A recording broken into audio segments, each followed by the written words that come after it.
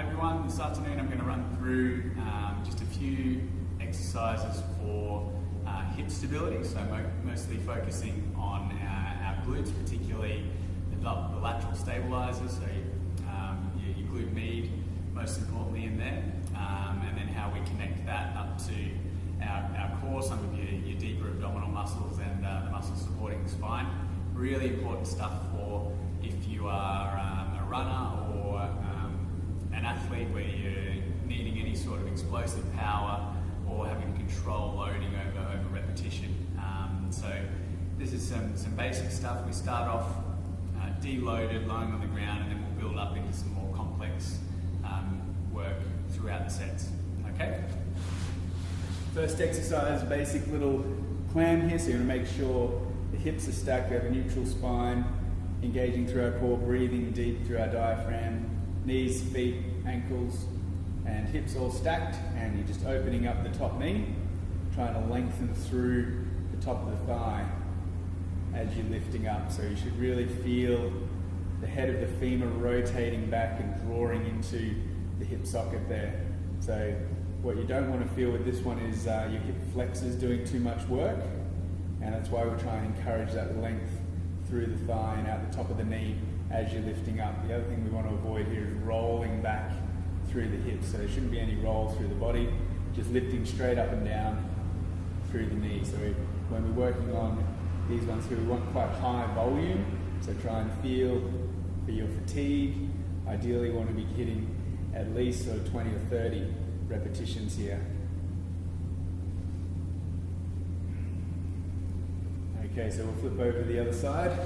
It's always good with these sort of exercises, you can notice any differences you have between your sides and whether you're symmetrical or not. So you can notice what side might be having to go through some compensatory mechanisms when you're outperforming. So we're lifting, trying to rotate. I'm thinking about drawing the head of that femur into the hip socket there, lengthening out the top of the thigh. So you should really feel those glute muscles starting to kick in.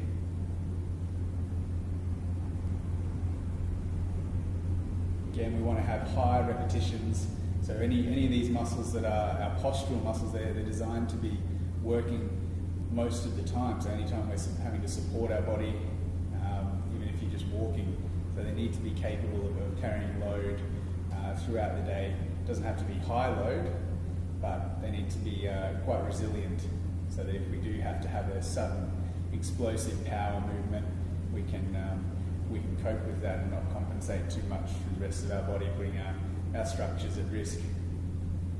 So we open up, again trying to squeeze up nice and high without rolling the hips back, and keeping my spine nice and steady, deep breathing.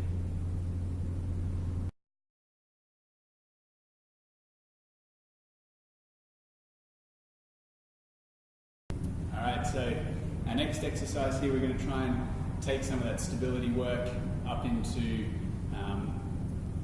under load, so when we're carrying our body weight, so working on being able to control the posture of our hips and not dropping out with each foot strike. So really good for runners and again athletes. We want to work in straight lines first, and then we'll progress later into some lateral movements as you get more comfortable with being a bit more dynamic. So first exercise here. Ball goes in between the knee and the wall, and we take away the inside foot. So as soon as you do that, your body will want to lean onto the ball. We want to keep it out and keep our hips elevated and square, everything pointing straight. So this back leg lifted up to 90 degrees and not twisted out to the side. Now our aim here, we want to keep this same distance between our knees, without falling over, and keeping the stance leg straight under your hip. So we're going to focus on this stance leg as the one that's doing the work. So just standing here, I can feel those lateral stabilizers and my glutes starting to really switch on. So to advance that, we go into a little single leg squat. So I'm pushing the ball into the wall with my knee, trying to pull my knees apart, sitting back into a squat, keeping my thighs level, my chest and hips are pointing forward, and standing up. So make sure you've got good grounding through the ball and the heel of your foot. Push through the floor, maintaining a nice arch through the foot and not overextending your back, relaxed shoulders, up and down. So this one will fatigue quite quickly. It's a really good one to give you an idea of how strong you are through those lateral stabilizers. We should really be able to hit up around those high rep ranges again, around 20 repetitions.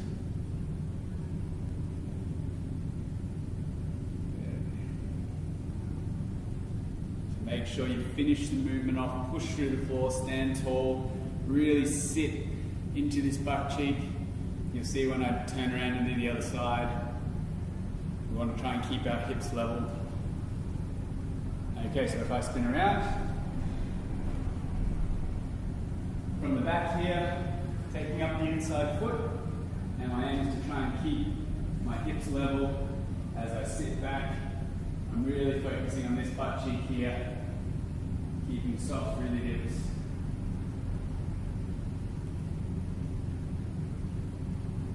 One thing you might see is people will collapse through their side there in order to try and get that hip down. You want to avoid that. So length through this side, sitting into the hip, using these spine stabilizers to keep everything in shape.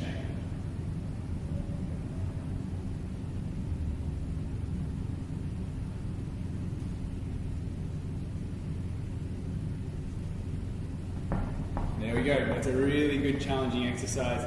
You'll really feel it when you get off the ball there, how tough that is and how fatigued you get.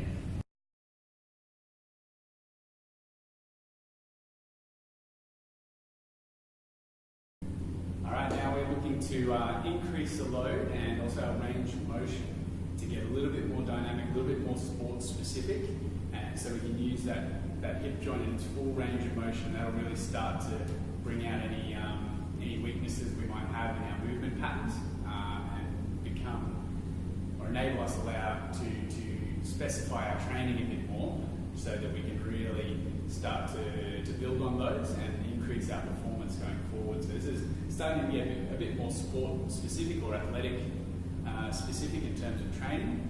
So we're talking your sprinting and power sports, your footballs and anything really where you're having those fast explosive movements. Also good for your long distance runner because we still want to have really strong, sturdy hips there. So we're going to add a little bit of load into it, and you can do it without and make things a little bit quicker, increase the tempo. There's lots of ways you can vary these depending on what you're aiming for. So we'll see how we go, and then you can try a few different options out. So start off the bar across the shoulders. So this not only adds more weight, but it also brings your center of gravity a lot higher. So that's going to make our balance a lot more difficult. So we're going to do a straight little step up here. So I've got my front foot forward slightly so I can lean into it, drive off the toe, come up nice and tall. We finish that movement off, driving the knee up, slowly down. So what we're trying to avoid here as you come down is a little drop of the knee there. We want to keep our knee and ankle straight under our hips, so drive through the ball of the foot, get up nice and tall. Even having a soft bench top does add to the stability requirements through the ankle there. So drive up. You can increase your tempo if you like, trying not to push off that bottom foot too much. So as you get fatigued, you might start to grip with your toes a little bit, and you'll see you'll start to push off with that back foot a bit more. We really want to emphasize driving off this stance leg here. Good. And we go to the other side. So plant the foot nice and steady. Lean into it and drive up. Yeah, we're going to control that a little bit better. So we come up, tall, sitting back, soft landing.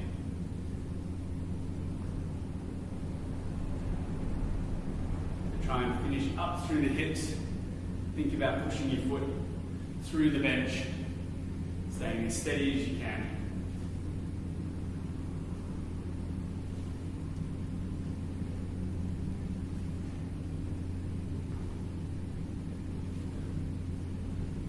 Control on the way down. You shouldn't really hear your foot hit the ground too much.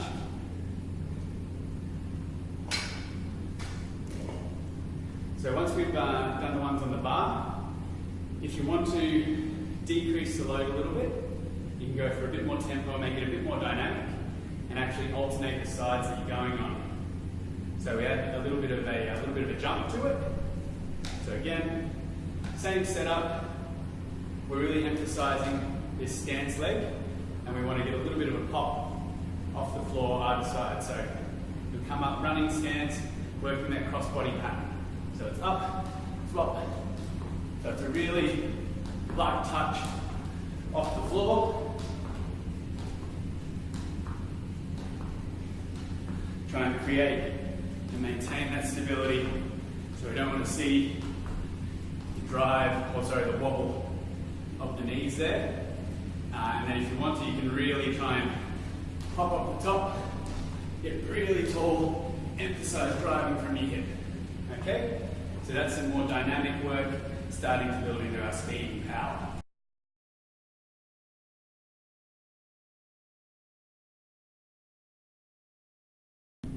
Okay, so now we've done a lot of straight line work, driving from our hips and creating some stability and power, all in a straight line, so that we can propel ourselves forward and get a lot of athleticism about what we do, and hopefully increasing our performance.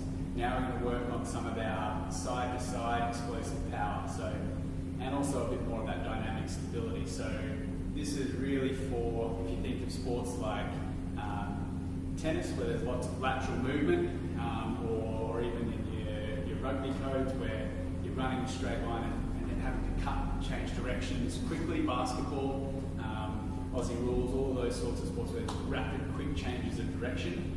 This is what we're starting to build into. So if you don't have good stability and you're doing those movements regularly, you're more likely to get some of those wear and tear injuries, or you're looking at knee pain or hip pain, lower back stuff, damage to your meniscus, things like that, just more injury prone in general, and your body will be a bit less resilient. So we want to have really strong, sturdy bodies that can get us through a season, and we can put through a lot of work and really progress ourselves forward without having those little niggly setbacks along the way. So if we want to start to build in some of this power and control through some dynamic lateral work, I've got these cones set up. We're going to start off with the yellow cones, so working quite a small range. So you start on your left foot, and it's just a little hop across, trying to catch and hold that stability. So what you'll find, if you don't have the stability, you'll end up toppling over. So we sit down low, and it's just a little hop. Again, we don't want to see the knees coming in, trying to control that stability. And then as you get a bit more comfortable, you want to make that a bit quicker. So you catch and push, and then you start to progress red hat to red hat. So you're going red to red again, catch, land nice and soft through the foot, on the ball of the foot, pushing across. Again, try and push out nice and quick. So catch, push, start to increase your tempo. You can use your arms, and you start to feel a bit of fatigue. Try and get right out to the hats. And then when you want to really work on your power, you come right out to the blue hat, so really launching as far as you can. So you come right out, catch and push, straight out as far as you can. So you're really having to go for maximum effort in every push of the foot. So once you start to build up to those wide hats, we're really having to go for maximum effort with every repetition. So that's starting to get a lot of work into our power and learning how to control the landing and then explode straight away. Really powerful stuff.